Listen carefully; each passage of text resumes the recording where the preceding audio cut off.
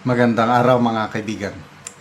Bigyan natin ng opinion, reaction itong article published by Insider PX.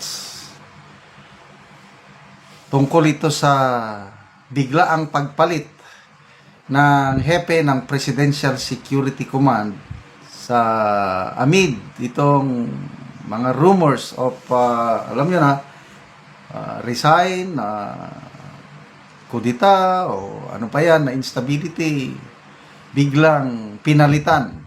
Hindi ito balitado ng mainstream media, ito lang insider info.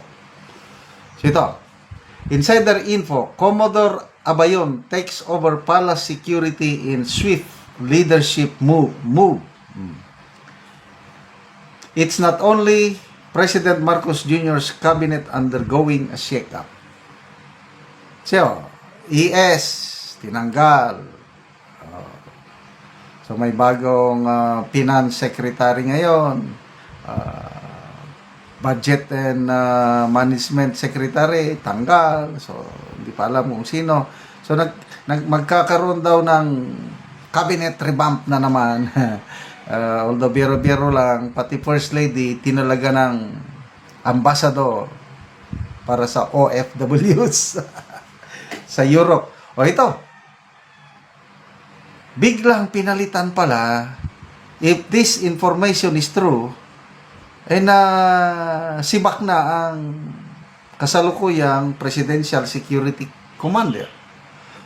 Okay, even the President's Security Circle is seeing major movements with Major General Peter B. Borgonio relieved from his post at the helm of the Presidential Security Command barely 8 months into his role.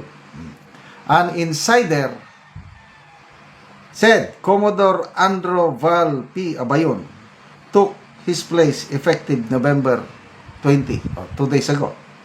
Abayon, a Navy veteran with a deep background in intelligence, previously oversaw the Naval Special Operations Group, an elite sea and air land force. Sabi niya ng insider, he's a good soldier, he is tough, he will protect the presidency. Wow, ayos. The move was made through a special order, meaning it bypassed the usual process and was done quickly. Naprapraning na ba? It also comes as news sites speculate about a military-style reset involving the installation of Tycoon Ramon S. Ang. Ito ang nakakabahala. Kung totoo, Politico.com naman ang nag-report. May plano. Gagalaw ang military. Ito, speculations lang ito walang katotohanan pa. Kailang lumabas na balita.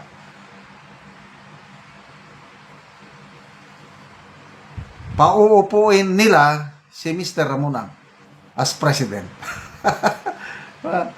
Grabe, no? Ramonang issued a strong denial stating, as he had several times in the past, I am not entering politics. Sabi. An insider within the military circles also said those rumors were baseless, explaining they would not resort to unconstitutional actions given the significant risk of foreign investments pulling out, or worse, the country being penalized via sanction. The Armed Forces of the Philippines follows the chain of command, the insider said, adding that the job of the Presidential Security Command is to protect the President, the family, and visiting dignitaries. Abayon is the latest in a succession of commanders moving in and out of PSC. Kung hindi ako nagkakamali, itong si Abayon, pang-apat na Presidential Security Commander na, o pang-5. Kasi itong si Major General Borgonio, 8 months lang. Palit na naman. Palit. Anyway, prerogative yan ng presidente. It's a matter of trust dahil ang kanyang presidency nakasalalay sa Presidential Security Command. Kung nawalan na ng tiwala ng Pangulo sa commander, talagang papalitan niya. So, kung totoo na pinalitan, sorry na lang, Major General Borgonio, kung saan sila itatapon. I hope na hindi yung itatapon na floating. Kawawa naman. Kung inalis man siya dyan, ilagay sana sa, kasi 2-star general siya. Ilalagay siya sa isang posisyon na mapakinabangan pa rin yung kanyang serbisyo. Kasi itong mga military commanders natin, as much as possible, ayaw nilang makialam sa politics.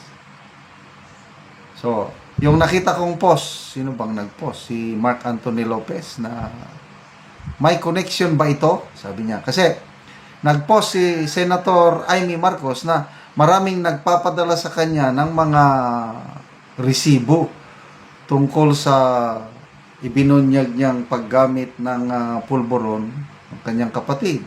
May nagpapadala na sa kanya ng mga ebidensya. Kung ilalabas pa niya yon, di lalong mauuyog ang administrasyon. Kung lalong mauyog ang administrasyon, yun na, talagang, kung ako ang presidente, mangangamba talaga ako. So, good luck po dito kay Commodore Abayon. Sana you do your job, protect the presidency. At sana walang mangyari. Kasi ako, naka-undergo na ako ng masamang experience pagdating sa mga kudita. Nakasama ako sa December of 1989 kudita against the Cory administration. It's not good for the country. Kaya agree ako na yung mga rumors na may military intervention, ang iuupo nila na presidente is si Mr. Ramonang, that will be very, very bad for our country. Ayokong mangyari yun. Ako, nakahanda akong magtiis ng another 3 years hanggang 2028.